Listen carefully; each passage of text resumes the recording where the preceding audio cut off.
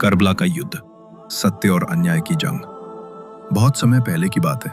इस्लाम अपने शुरुआती दौर में था और पैगंबर हजरत मोहम्मद सल्लल्लाहु अलैहि इस दुनिया से पर्दा कर चुके थे। उनके जाने के बाद मुसलमानों का नेतृत्व पहले खलीफाओं के हाथ में आया और फिर कुछ समय बाद यजीद नाम का व्यक्ति सत्ता में आया। यजीद चाहता था कि लोग उसे इस्लाम का खलीफा माने और उसके आगे झुक जाएं, लेकिन वो व्यक्ति न तो धर्म का पालन करता था न न्याय करता था। उसका शासन जुल्म और अन्याय पर आधारित था। उसने पूरे अरब में लोगों पर जबरदस्ती की, डर फैलाया और चाहता था कि हजरत इमाम हुसैन अस्सलाम, जो पैगंबर के नाती थे, उसे खलीफा मान ले। लेकिन इमाम हुसैन अस्सलाम ने यजीद की बात को ठुकरा दिया।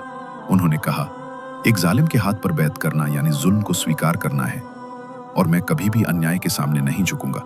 ये यजीद को बहुत गवारा नहीं हुआ। उसने इमाम हुसैन को धमकियां भेजी और फिर उन्हें मक्का और मदीना से निकालने पर मजबूर किया। इमाम हुसैन अपने परिवार और कुछ वफादार साथियों के साथ करबला की ओर रवाना हो गए। करबला, जो आज के इराक में है, वही जगह बनी इस ऐतिहासिक जंग का मैदान। मुहर्रम 61 हिजरी की तारीख थी।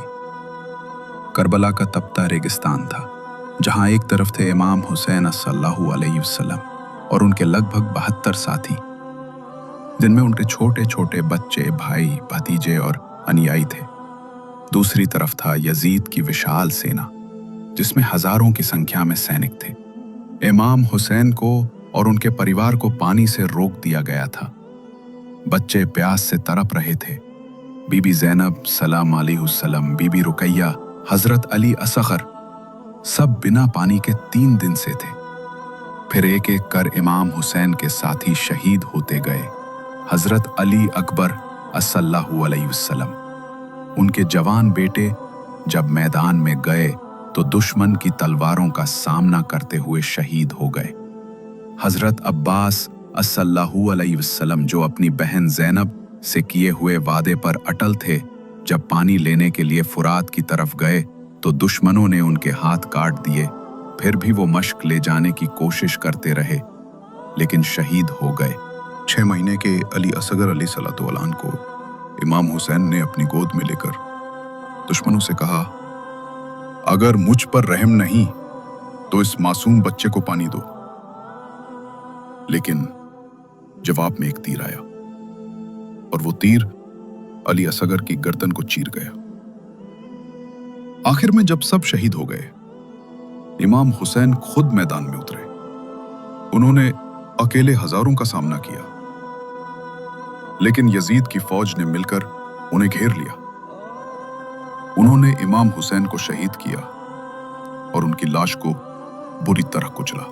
करबला सिर्फ एक युद्ध नहीं था, बल्कि यह साबित करने की जगह थी कि सत्य और इंसानियत की राह पर चलने वाला भले ही कमजोर हो, लेकिन वो जुल्म के सामने कभी झुकता नहीं।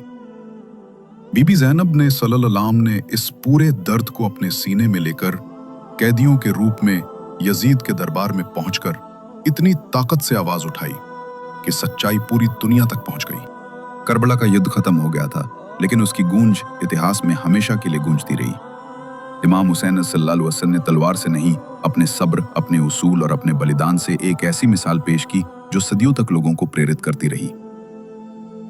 बीबी ज़ैनब बरस सल्लल्लाहु अलैहि वसल्लम और बची हुई महिलाओं व बच्चों को यजीद की फौज ने कैद कर लिया। उन्हें रस्सियों में बांधकर कूफा और फिर दमिश्क ले जाया गया। ये यात्रा बहुत कठिन और अपमानजनक थी, लेकिन बीबी ज़ैनब ने कभी हिम्मत नहीं हारी। उन्होंने हर दरबार में, हर सभा में पूरे आत्मविश्वास से हुसैन की शहादत की सच्चाई को सुनाया। उन्होंने कहा, मैंने कुछ नहीं देखा सिवाय खूबसूरती के। बीबी ज़ैनब ने यह साबित किया कि लड़ाई सिर्फ मैदान में तलवार से नहीं होती, बल्कि सच बोलने, अन्याय के खिलाफ आवाज उठाने और सच्चाई को जिंदा रखने की भी एक जंग होती है। आज भी पूरी दुनिया में लाखों लोग हर साल मुहर्रम में इमाम हुसैन की याद में मातम करते हैं, जुलूस निकालते हैं, नजर व नियाज बांटते हैं। ये सिर्फ गम का इजहार नहीं है, बल्कि उस पैगाम को जिंदा रखना है जो करबला ने हमें दिया। सिर कट सकता है, लेकिन झुकाया नहीं जा सकता। इमाम हुसैन अलैहिस्सलाम ने अपनी और अपने परिवार की कुर्बानी देकर इस्लाम को जिंदा रखा।